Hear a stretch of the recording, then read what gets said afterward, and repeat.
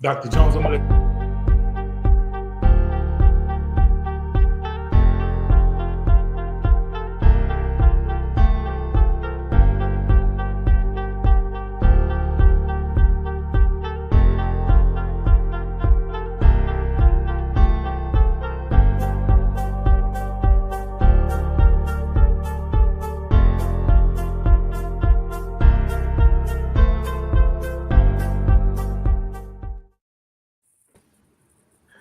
What's going on, everybody? This is your man, Dr. John C. Turner, aka the Professor JT, and I am here with another amazing The Doc Chat Show.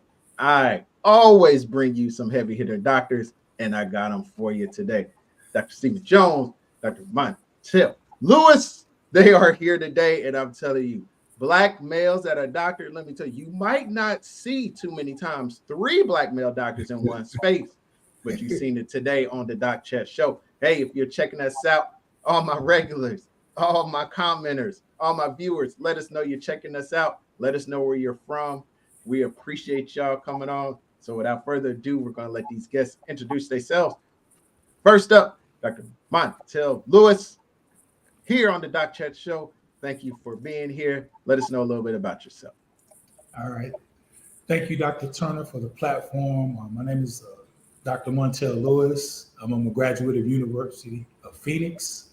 I acquired my PhD or doctoral degree in business administration, and I did my undergrad at University of Phoenix as well. And currently, I am an Agile faculty member at Dallas Community College, located here in Dallas, Texas.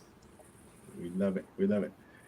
Dr. Jones, we appreciate you being on the Doc Chat. Say hello to everybody and let us know a little bit about yourself. Hello, everyone, and thank you again, Dr. Turner, for this opportunity. I graduated from Widener University, which is out here outside of Philadelphia. My undergraduate degree, I attended Howard University for my master's degree in education. Went on to earn an MBA at Philadelphia University, and then a doctorate degree back at Widener University.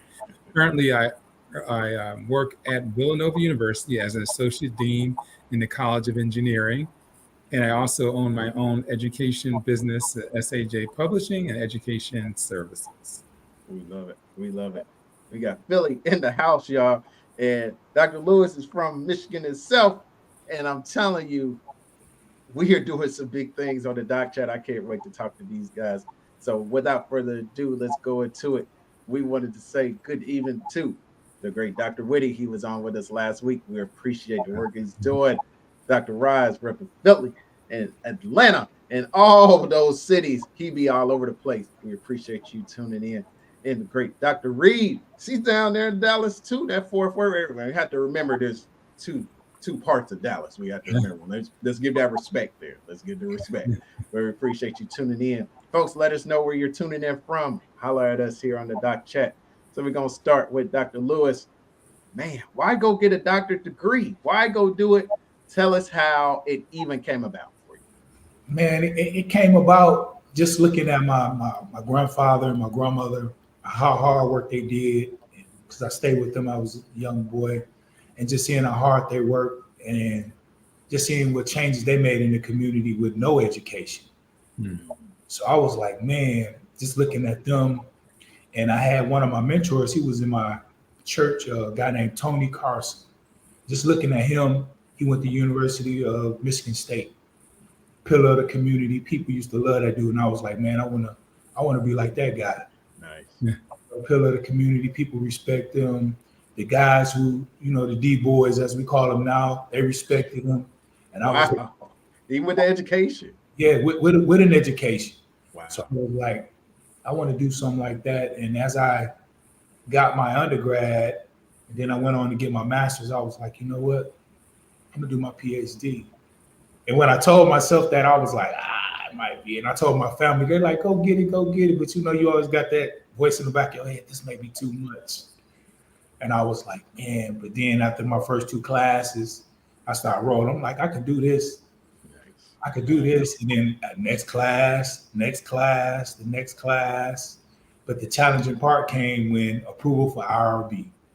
Oh boy, hold on now, hold on. We gonna get into that. We gonna get into it. Right there, I'm gonna stop right there. Yeah, I appreciate it. We appreciate it. And Dr. Jones, what made you say I'm gonna go get this doctorate degree? Because, man, especially for yourself, that's not something a lot of individuals were even looking at, probably in the times when you were looking at going to get your doctorate. Well, for me, I was the first person in my family to even go to college, so I had no clue on doctorate degree. What is that? And I happened to meet with my advisor one day in undergrad, and she said, "Well, you're going to get your master's degree." I said, "Well, what is that?" Because I didn't even know that there was a master's degree. So then she told me what it was and what the doors that it would open. So off I went to Howard University to get the master's degree. So I'm thankful to her as a guide to get there. And then in Pennsylvania, we have a program called Act 101 for low income first generation students who want to go to college, who may not have the right SAT to be successful, but they show potential. And so I was with a bunch of other individuals who had doctorate degrees who were running these programs around the state, and we would meet periodically, and they would encourage me, why don't you go on further, because we want you to become a director of one of these programs. So that was kind of the impetus for me to jump in there and go for the doctorate degree and going back to Widener.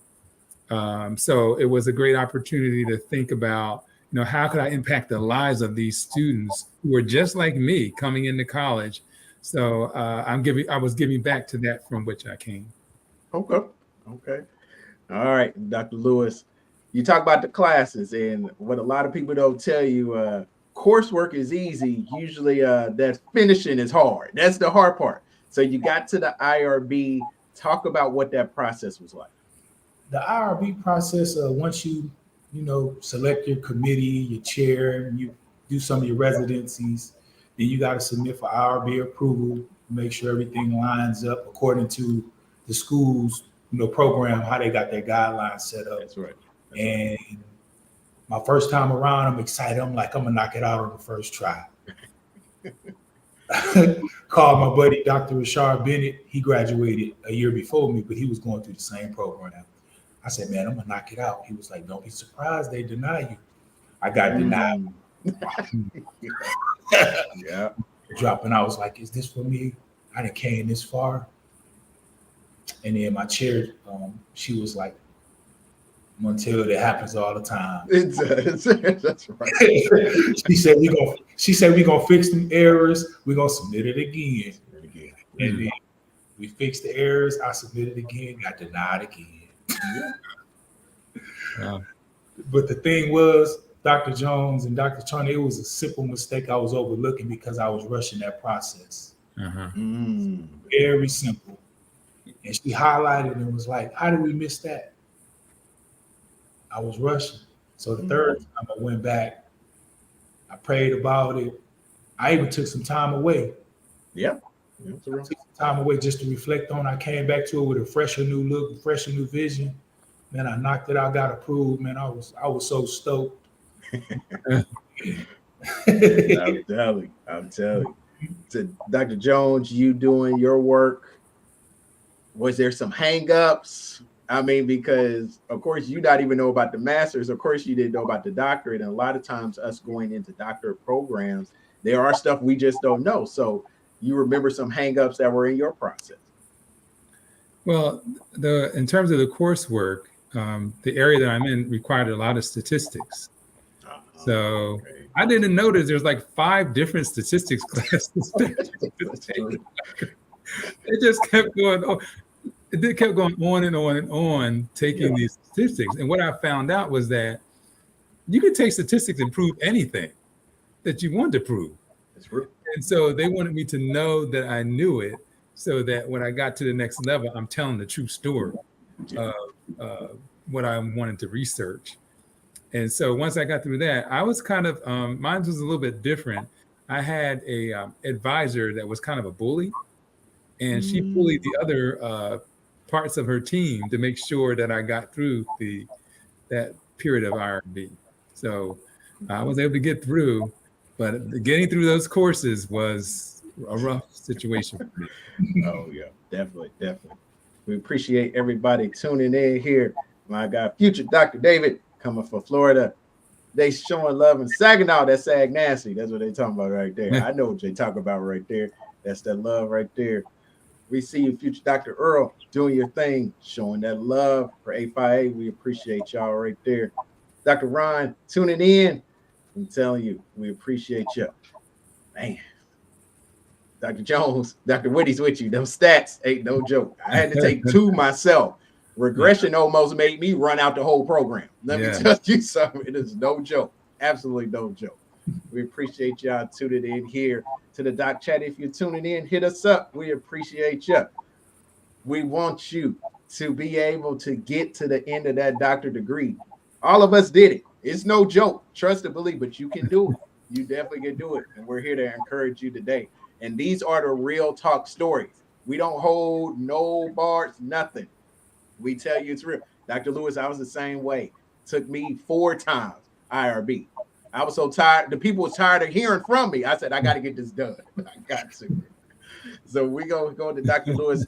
Now you're getting into your very final piece. You're putting that research together. So talk about a little bit more what your research was. How was it coming together? Were there some hangups? What was your successes? What got you to that doctor finish line? My study focused on management turnover in the inner city of Dallas. So just reaching out to some of those big Fortune 500 companies to get the information from them was a challenge. Because one of my heavy hitters agreed for me to come in and interview my participants. Then at the last minute, they pulled out. And I'm like, wow. Wow. So I had to find another organization. And then once I found that other organization and got everything rolling, the statistics came in, like Dr. Jones was talking about, and I had to get a tutor. I'm not too good at math, so I had to find me a tutor. Yeah. And my study was quantitative, so everything was based off the numbers. Yeah. So, and I had my pool was probably 200 to 500 folks. Wow. Getting all the information, and it was calculating that data. But my tutor that I had, he helped me. He helped me a lot. I'm talking about he helped me. He broke it down to me so simple, Dr. Jones and Dr. Turner, that I feel comfortable teaching somebody else what I knew as far as from statistics. That's a phenomenal tutor. Phenomenal tutor right there. And he got me through that part. And to me, that was the big bulk of it.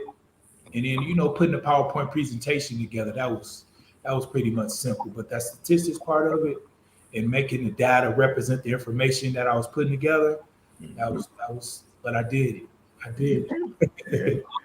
And I'm telling you, Dr. Rise, he's all numbers. He's STEM guy. So he said he loves it. Hey, you got to find them people that love it, because some of us, man. But here's what's funny though. A lot of people won't tell you this.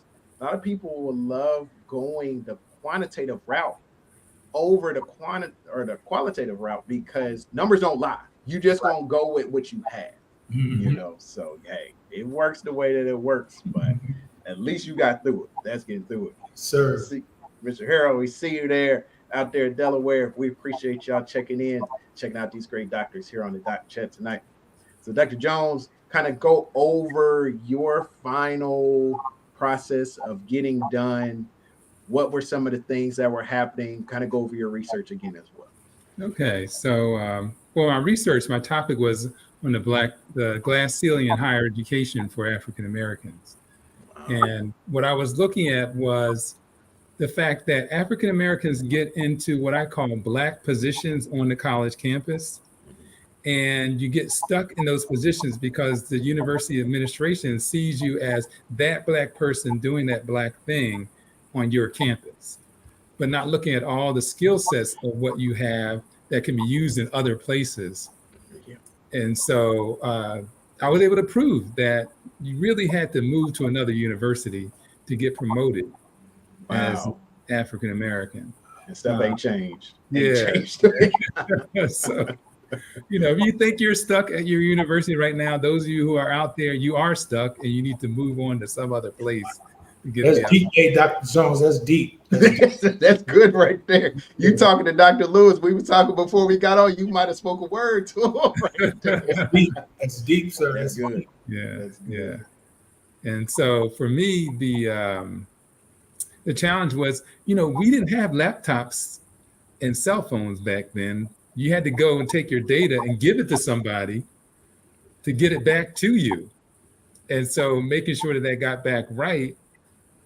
And then out of that data, I created 200 charts for my dissertation document. 200? 200. And so, and that took like 6 months. Yeah. Because the committee wanted as much information. Then the committee came back to me and said, you know what? That's a little bit too much information. Cut out about 100 charts that you did. So I had to cut back 100 charts and still make it make sense. And so I spent the next several months doing that, but then moving forward from there. So yeah, I wasn't going to give up. I said, whatever you said to do, you have the doctorate degree. And I understand that. And I'm trying to get there. So whatever you require, don't fight it. Do what's necessary to make it happen. That's good. That's good right there. We got future Dr. Rowe here. He has a very interesting question. Of course, like we said, these are all Black males here, doctor degrees. Are we seeing a very few number of us going for doctor degrees? Dr. Lewis, what do you think? I believe we are, but sometimes I think we need that extra push. Like I say, when I got ready to start my program, I was questioning myself, should I do it? Mm-hmm. Like, we can get up in the morning, I'm gonna go get my PhD. But what steps are you gonna take to do it? And what's gonna keep you encouraged to do it with everything going on around you, working, you take care of your family, and you got to put time into this program to complete it, because the program's not gonna complete itself. That's good. And as my chairman always told me, Dr. Lewis, you're not trying to save the world. You just want to complete your program and get your degree. Yeah. You're not trying to save the world. That's You're real. not. Yeah. Dr. Jones, your thoughts? Yes. I mean, seeing us. So my thought was, I certainly I want to see more Black males do it. But I tell my students all the time, when they complain that they don't have enough Black male professors, I say, well, you have to become one. Wow. That's the way it's going to happen. I can't do it. I want you to be the next person that makes it happen. Also, since my students are engineering students and they work in industry, I say, come back as an adjunct professor and teach that way. So at least you're standing in front of the class, showing them an intelligent Black man who is successful in their career. And then you might get the bug and go for your doctorate degree. That's good. That's powerful. Hey, this is what we do here on the Doc Chat. We drop dimes. We drop the knowledge that you need so you can go ahead and get your doctorate degree done. I got Dr. Lewis here. I got Dr. Jones. We're just getting started because we need to make sure that you get to the doctor finish line, and this is how we do it. So we're about to go into our favorite part of the show. Let me see if I can get this pulled up here. Give me a second. All right.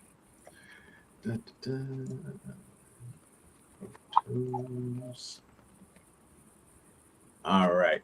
So, Dr. Jones, you got to tell us a little bit about the work you do right now, because you are helping the next generation in engineering, and it's powerful.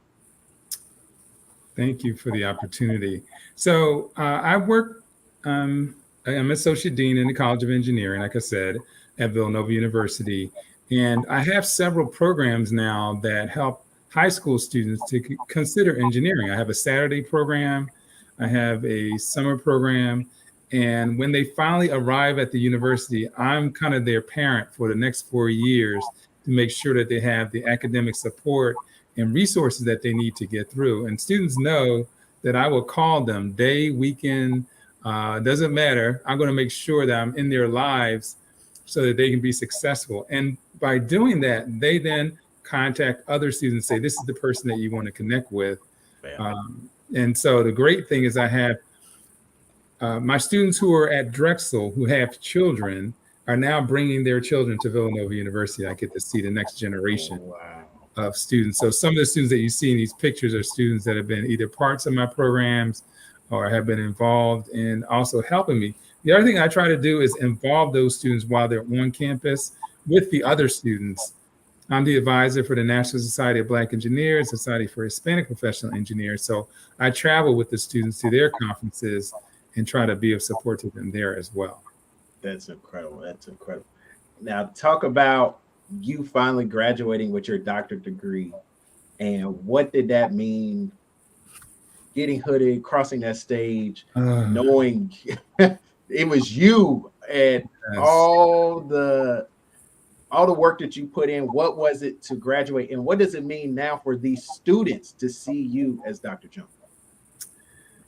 Well, the phenomenal, out of all the people that were there, the blessing was that both of my parents were alive to see me graduate. And that was probably the highlight of the whole graduation, because I was the first person to, like I said, even do undergrad in my family. And now it's been phenomenal to see other nephews and nieces and so forth to go and to accomplish that great thing. And, the benefit of seeing the students and what they're doing over the years now, who have become vice presidents of companies, entrepreneurs. I even have one of my students who was an engineer that became a dentist. So, we could impact a lot of different parts of our community as engineers. And that's been the rewarding part of seeing them move forward and to be role models to their families as well. That's incredible. Absolutely incredible. We appreciate everything you're doing, all your amazing efforts, because I'm telling you, we need to see it. We absolutely need to see it. And you are truly what our folks need to see. All right.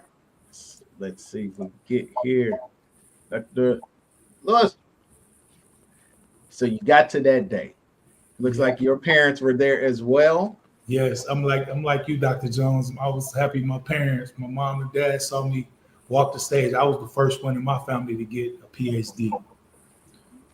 So what was that day? Tell us about just arriving, what it meant to have your people there, what it meant to get hooded. What was that day like? It was a good feeling. It was a real good feeling, and if a little bit it felt overwhelming, just because I'm like, man, I finally made it. What else am I going to do? Once I walk this stage, once I get this degree, now what am I going to do? And just, sitting in the back with the other PhD candidates who was going to walk the stage as well, we kind of had those questions. What you going to do? Where you going to work? Are you going to continue education? Is you going to start your own business? So we had a lot of questions just sitting in the back, just talking to each other. And then as we got ready to line up, that's when it hit me like, man, you finna walk, you finna get hooded, you did it. And as close I got to the stage, when they called my name and I saw my family, it was good, man. I looked, saw my family, everybody cheering, yay. So it was a good feeling. Good feeling. And what's it feel to you being that Black male, knowing what you saw growing up, knowing everything that you overcame? What does it mean to know that you hit this highest level of education? It means to me that if I'm able to do it, anybody can, especially coming from, where I came from in the inner city, urban community school. Didn't have too much growing up, but we made the most of what we had. Mm-hmm. Just going through life, seeing those difficulties and challenges, and just not giving up. Like I said, my grandmother and my grandfather, hard workers. So I think they instilled that in me, and that's something that I pride myself on, and I try to put that in the students that I teach and just people around me. Hard work does pay off, and you have to be patient sometimes. And I know in the time we're living in now, everybody wants everything now. And patience is key right now. But if you work hard and have patience and you display that good energy, I think everything will fall in place. Not when you want to, but it'll fall in place. That's good. That's good. Hey, we were Dr. Jones, Dr. Lewis here on the Doc Chat. We just get started, folks. You see how fast a half hour goes when you're having fun. We got a half hour left. And I got these brothers on here, and I got some questions I want to ask them while we have them here. If you're still tuning in with us, let us know you're tuning in. Hit us up in the comments. Say hello to these great brothers. If you're interested in doctor degree, you're doing doctor degree type work, let us know where you're doing it at. What school? We want to see more of us getting these doctor degrees. And these folks are here. They showing you love. Dr. Lewis showing you love there. We appreciate everybody tuning in on today. Now, something that's real big, and me and Dr. Lewis kind of went into it a little bit kind of before we start the show, but we have to jump into it with both of you guys being professors. We have to talk about the affirmative action and what it means for students of color. And we're going to start with you, Dr. Jones. What did the results that we saw from the Supreme Court, what did it mean to you? And as far as right now, what do you feel like it's going to mean for your students moving forward? Yeah, it brought back to me again how I felt about just having the opportunity to get in. And that was the whole idea of affirmative action. That given the same qualifications, you should have at least an opportunity. We weren't even given an opportunity. We're having the same qualifications. So to try to take it back another 50 years from one decision, I'm determined not to allow that to happen. And wherever I can be an advocate to help these students get a better education, I'm going to do that. And I'm going to encourage the next generation to do the same. Colleges need us. We have our first college in the area just shut down because they didn't have enough students. So I know that they need us. And so our college has really jumped on board and said, look, we're going to provide the best opportunity for a diverse population on our campus possible. So we had to be strategic and we had to partner to ensure there's still access for our students. That's powerful. Powerful. Dr. Lewis, what are you seeing down there in the Dallas area? What did this decision from the Supreme Court of affirmative action mean to you? It meant that like they was pretty much closing the doors on us. And past closed the doors on us like, hey, we gonna, the opportunity y'all had, now it's gonna be in somebody else's hand. It's not gonna be in the law where we got the opportunity just put on the table and it's in the plan. It's not in the plan no more. Yeah. So, it's just one of those decisions that's come down and we're gonna have to make some adjustments. Mm-hmm. Like to make some adjustments. We have to become stronger as a culture and start networking.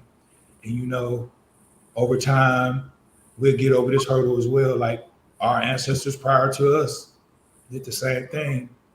So it's just one of those things we got to deal with and overcome. That's true. Very true. Very true. We see you, future Dr. Norris. You are knocking it out the park. You hitting them steps. That's what we need you to keep doing. Congratulations so much. We're very proud of you. We're here on the Doc Chat Show. Already half hour in. We got a half hour to go because I still got questions for these guys because I'm telling you, there are some things that we need to talk about that we need to make sure that folks know. And that's why they're here. We appreciate them taking the time. So we're going to go into looking at now the scope of the Black male in America, what you've seen, what they're doing with Florida. They're basically trying to erase our history. What they're doing, as we've seen all the way from Trayvon Martin to Mike Brown to all these Black males. What does it mean to even be a Black male right now in America, Dr. Jones? And I'm going to start with you. Okay. My mother used to say, charity begins at home and then spreads abroad. And it just brings me back to the education for all of this has to start at home. Like we have to be the ones that advocate for the reading of the right books, the discussions about our history, discussion about our experiences. We have to be that. We can't wait for the school system to be right. So it's our responsibility to turn this whole situation around, partner with our community organizations, our fraternities, sororities, all of them. These organizations have youth programs. So we want to connect all the dots so that we can continue to tell the true story, because the story of where we went through slavery, That also where we were kings and queens in Africa. We had whole civilizations. We knew mathematics and science before other cultures. All those stories need to be told so our community can be uplifted in knowing that this is not the end. This is just a phase that we're in, and we can do better. We can go to the next level. Mm-hmm. Dr. Lewis, your thoughts? Where are Black males in America today? Black males in America, we are here. I think we need to challenge our efforts into those areas that impact the youth instead of just looking at the youth as, oh, they're going to get it. They're not going to get it. They got to get the exposure. They got to get the knowledge. And where that knowledge comes from is us. We got to give back, not just in the way of just telling it got to be done this way. We got to give it back to them in a way that they can connect to it. Because I think that's the biggest disconnect with our generation to this generation is that connection. Because we telling them what to do instead of listening what their ideas is compared to how we grew up. Our parents told us what to do, and we couldn't give no suggestions or ideas because you'll get it dealt with, right? So now you got kids, you got all access to this information. Let's kind of channel back and listen to them because sometimes they have good ideas, and we need to just connect with them to develop more. And if they see us connecting with them more, they'll be like, okay, Dr. Lewis listening to me, he does this. I'm gonna try his way. Mm-hmm. Just telling them, hey, just do. No, we got to give them that experience and that exposure. And without those two components, we're gonna always be lost because the first thing they're gonna run to is their cell phone, where you got access to the world at the palm of your hand. Yeah. And I kind of want to dive into that because both of you are on campuses. You see these Black males. What are you honestly telling them? If you had a Black male even watching you right now, what would be maybe 2 or 3 things you would tell them that maybe even 30, 40 years from now, they'd be like, man, that doctor I ran into, he was a little wild, but he was right. He was right. Dr. Jones, what would you tell them? One of the things I would tell them, something I've seen a little bit different, is make sure you speak to each other. Just don't walk around campus, like blind to the obvious that there's not a lot of you, and you need to support each other. Yeah. And communicate to each other. Share with each other the things that are helping you to be successful at the institution. So I try to get them to be advocates for each other because they're often going through the same types of experiences. For the first year students, I always tell them, take advantage of the resources. Because they're the top of their classes, the high school that they came from, let's say they're the top 10 in their class, they think that I shouldn't go get tutoring, I shouldn't get counseling because that's a sign of weakness, that I'm not at the top of my game. But the other students have been getting tutoring their whole lives. Yeah. And they're not as smart as you think they are. They just had support to get through. So I make sure that they are reminded to get that support themselves. And then leadership, that you are a leader, not a follower. Wherever you're at on campus, you are a leader, and the expectation is that you're going to lead others so that as the next classes are coming through, they can be successful, and you can help them to aspire to be even greater than what you've been able to do on the campus. That's powerful. That's powerful.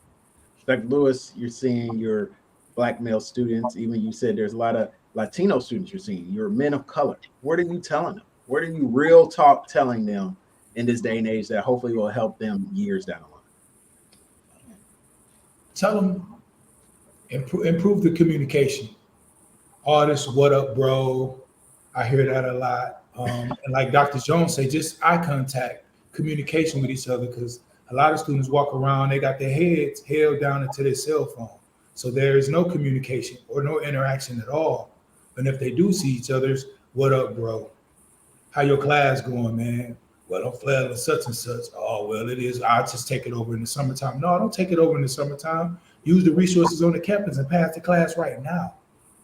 Get you a summer job where you can make some money, because that's another thing they always talk. I got to make this money. I got to make this money. Yeah. You in school, that you developing skills to make the money you want to make. It may take time, and I always tell my students, right now, you looking at the money, but in the long term, the money gonna be there. Right now, you're getting all these tools around your tool belt because you don't know which tool you're gonna use when you finish school. So get all the tools you can, because the bigger your toolbox, you can hold more tools. Wow, that's good. That's good right there. Yeah, folks, if y'all tuning in, if y'all checking out, tell us what you would tell black males right now in this time, in this culture. It's a scary time. Let's be flat out honest. I was telling Dr. Lewis before we started, the black males I used to teach when I was at Ivy Tech Community College in Indianapolis, I would tell them from day one bad day will ruin your whole life. One bad day, mixing with the wrong people, around the wrong folks, and you have to be so careful. So, kind of the next part of this, I want to go on Dr. Jones. I'll be honest. Now you're seeing the adult black males. You're seeing the older generation. What can we make sure we're telling them to be able to be open enough to tell the younger generation? Because you both brought up communication. So what should the next generation, that older generation, be telling the younger generation? Yeah, I think they should tell them about some of their experiences and some of the things that they wish they had done when they were their age to get them to that next level. Sometimes the students don't slow down enough to talk about the technology. They're in their phones and not slowing down enough to hear from those who are more seasoned in life, what they were able to accomplish or what they were challenged with, and their hopes and dreams for them. And then I would say the second thing is just being a mentor. As an older person, try to be that mentor. You don't know how many males have no black males in their homes, and to have you as a mentor to encourage them, to give them a good word from time to time. I one of the ways that I do that is I don't just text them, I call them. I want them to hear my voice. I want them to hear my excitement about what they're doing, what they're trying to accomplish. So I think that would be another thing that we can do, is just have that personal touch and involvement. That's powerful. That's good. Dr. Lewis, kind of the older male, that seasoned male, what can they go back and tell these younger males that we need to make sure we're telling them to do that? Not just disconnect with them, but what can they leave with? They can, as Dr. Jones stated, tell them their experiences. And sometimes some of those experiences could be good or bad. So tell them both sides, both sides of the story. Don't just tell them the good, tell them the bad and some of the outcomes, because what they always say, history repeats itself. So with you giving them that experience from the good and bad side of it, they can go out into the world. Well, I heard this from such and such. I can relate to this. And don't go down that path. Now, if you choose to go down that path, that's a choice you made, but the information was there for you to hear and take heed. Yeah. Okay, so both of you are in distinct fields, and I need insights on how black males, black women, people of color can get into them. So Dr. Jones, you're primarily in engineering. What steps can we be telling parents that they can tell their kids, and what steps do kids need to be taking so they can get in engineering, be successful in school, and get a career that is powerful and profitable in the engineering field? Okay, so I'm going to take the flip side of this first. As an engineer, you can make anywhere between $75,000 and $120,000 coming out as an undergrad. Coming out As an undergrad. So if you're looking for the income side of it, but from the math side, and so in terms of mathematics, I think that that's so important. If your child is really interested in an engineering career, they should have Algebra 1, Algebra 2. Try to get some of that done while they're in middle school. Get them to a place where they can take pre-calculus and calculus in high school.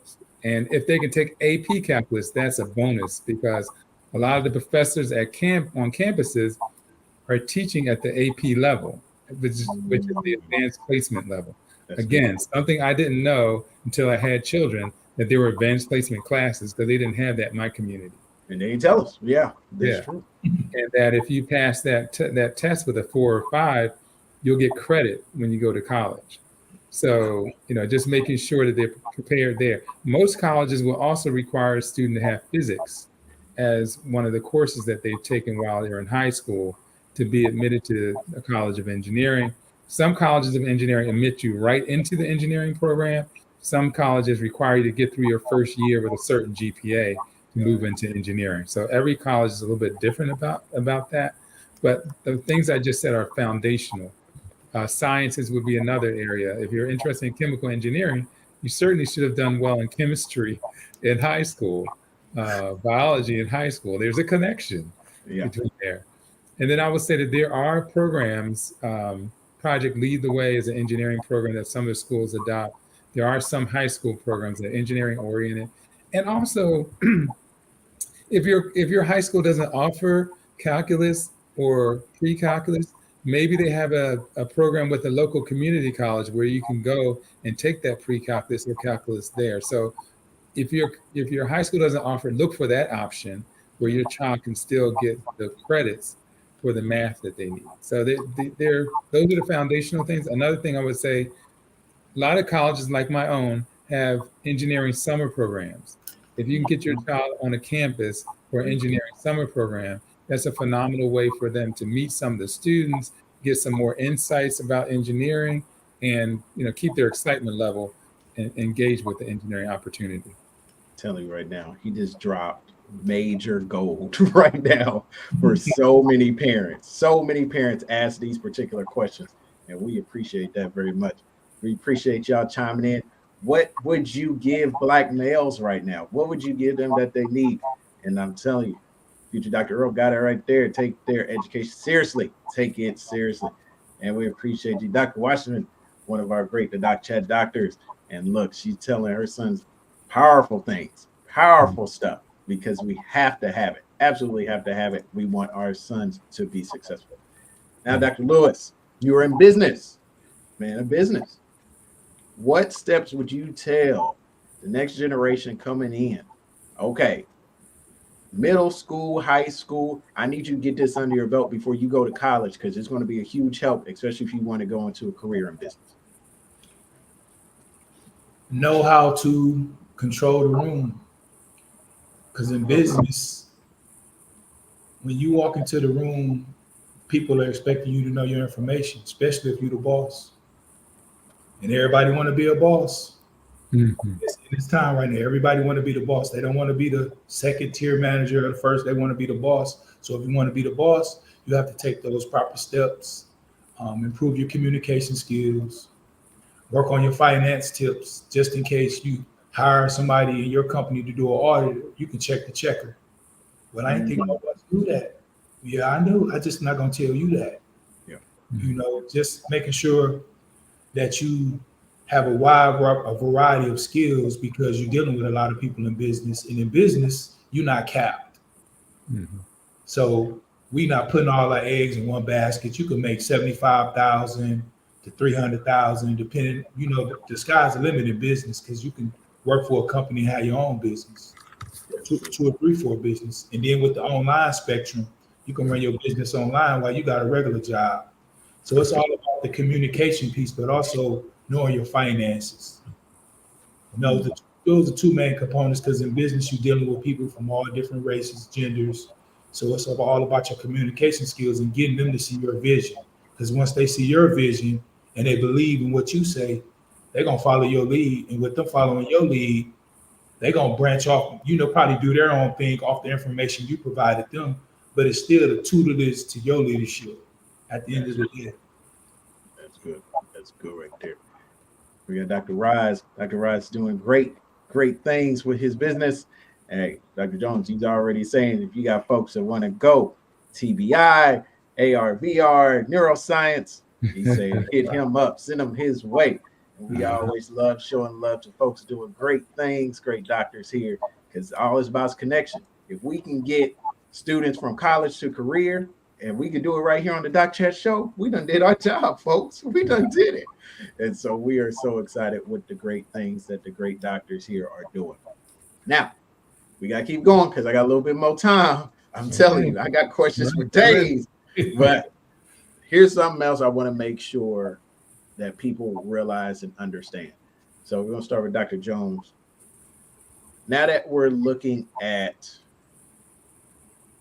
these students coming in from day one, Black male, stepping on your campus, about to do it in the next couple weeks if they haven't been there yet. Black male, day one. What are you telling these black males as they're walking on campus day one to be successful just in college, just in them 4 or 5 years? What are you telling them? Well, one of the things that I think is really important is that they develop relationships with the faculty. That there's a tremendous opportunity that if they actually meet with the faculty in their offices, if they ask them questions, if they sit in the front of the class, not in the back of the class with potato chips and a Coca-Cola, sitting up front of the class, which means that you have to be ready because they're going to ask you questions. And the fact that you're sitting in the class, especially if you're going to stand out anyway in most of these universities, Come on, if you get in a class of 200, 125, you're going to stand out in the class as a person of color. So you might as well stand out academically and show them your knowledge and show them your understanding.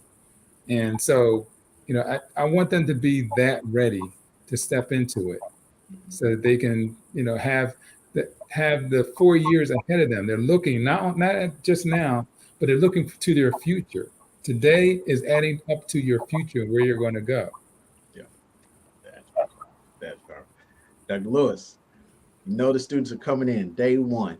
What are you telling them? So just in, and because you're at the community college, just in those 2 years that they're successful as they can be, where they will come back and be like, man, Dr. Lewis, I appreciate you telling me that from the beginning because that's really helping me in my future.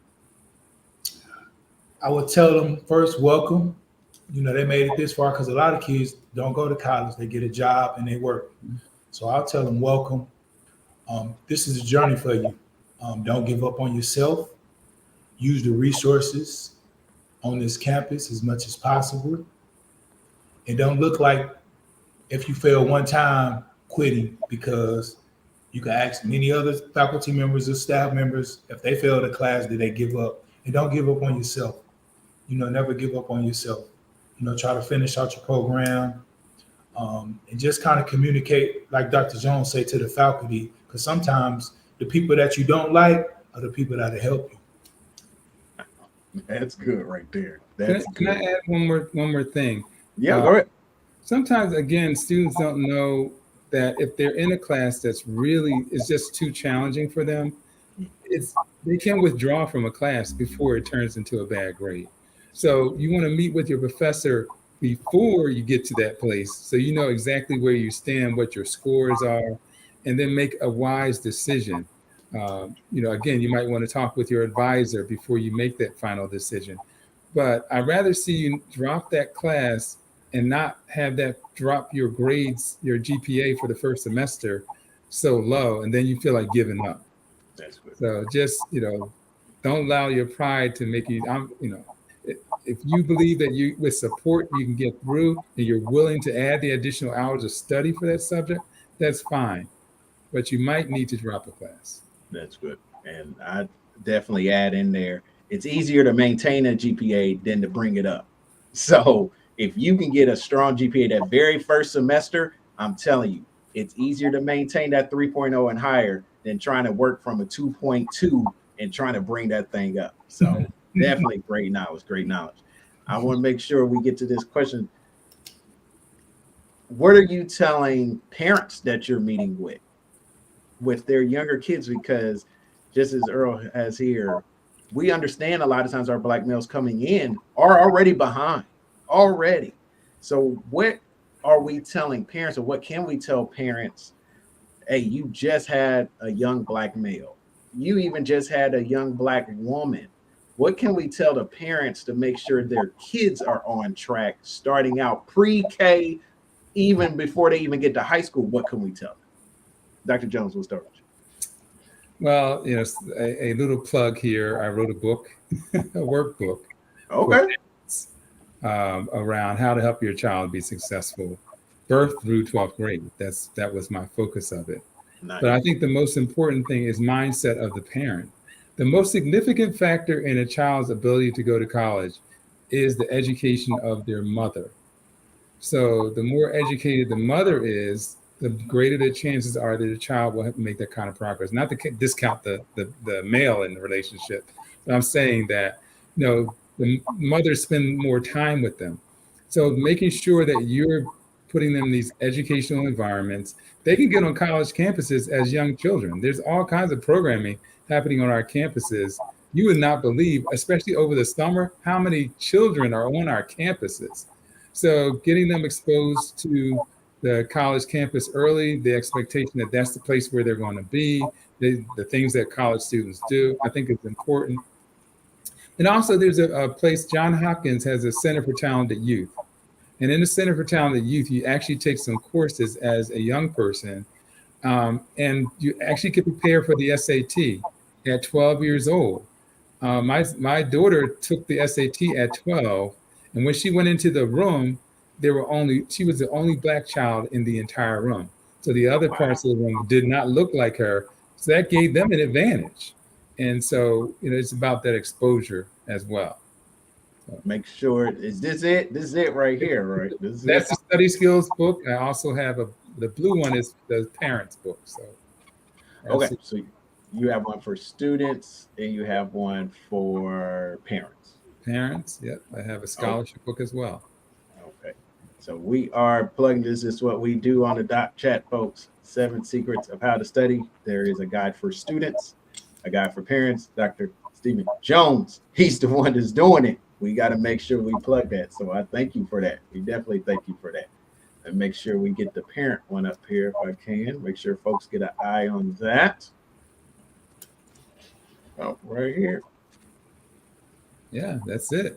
That's it. Birth through 12th grade. That's incredible. That's absolutely incredible. So yeah, I might have to get you on just to talk just about these books, because I'm telling you, man, if there isn't more questions I get a lot of times is, what can I do to get my child right going into school? Mm-hmm. There are huge questions around that. So definitely we appreciate that work that you put out there. Definitely glad we were able to share that. All right, Dr. Lewis, right from the beginning, parents, what can they start doing for their kids, especially those students of color? What can they do? What tips would you give? Just keep them around educational tools and different programs. With all the technology we have, I know during the summertime, people like to take the summers off, especially people, us. We like to go on vacations, go on trips. It's cool to go on vacations and trips and let the kids be kids, but you still want to keep educational tools around them as much as possible. So they're steady learning, and they're consistently learning. That's the key, consistently learning, because you have other cultures learning all year round. You can go to a public library in the summertime and you don't see none of us in there at all. Because we, in the summertime, we hanging out, we taking vacations, and then when school comes, we expect our kids to be on top of their games. But if we keep them around educational tools and things like that all year round, even if they fall off just a little bit, they can still kind of bounce back and get back into their groove, instead of we just dropping them on the first day of school. Bam, here you go. And then they shell shock. Oh, I quit. So, just keeping them around educational tools and being consistent with it. Yeah, the brain drain is real, folks. It is real. And there's nothing wrong with keeping your kids continually educated year round. There's nothing wrong with it. Now I understand, of course they might need a little bit of break, but there's ways to give them breaks, and there's learning in everything. Let me tell y'all something that just blows my mind. We used to get chopped up, whoopings, everything for being on these video games all day. Now you have students going to school full ride, not only playing video games, but they're turning into engineers creating the video games. So there's ways that students can learn and make sure that they're continuing to grow in areas they want to grow. And I think these doctors have done a great job expressing that. And we appreciate both of y'all very much. So we go ahead and wrap up. See, an hour goes by real fast when you're having fun, folks. I'm telling you, it does. With Dr. Jones and Dr. Lewis here. We'll start with Dr. Jones.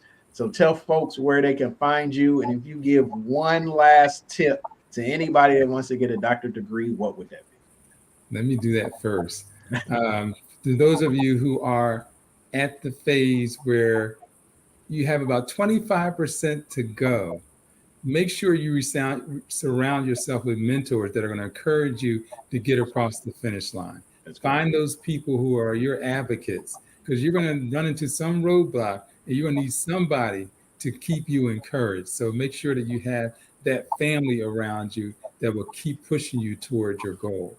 You can find me on LinkedIn. Just put Dr. Stephen Jones. My name is spelled Stephen, as you see. You'll find me there. I'm on Instagram under Education Central. I'm also on Facebook. I have a group called College Readiness. You can find me, Dr. Stephen Jones College Readiness. So you can find me there as well. And then my website, drjonesbooks.com. So you can communicate with me there, send me emails, questions, and I love to connect with all of you. We love it. We love it. Dr. Lewis, one more tip as we go. What would you give that next doctor, that doctor that's kind of on that tip? Well, I don't know if I want to do this anymore, as you talked about. And where can folks find you? I would tell that doctoral student, they're pursuing it, just don't give up. As Dr. Jones stated, keep you a good support system. You know, because it does get hard and overwhelming, and you want to quit, and just keep pushing forward. Like some of your failures are going to be your success when you go through the journey. Yeah.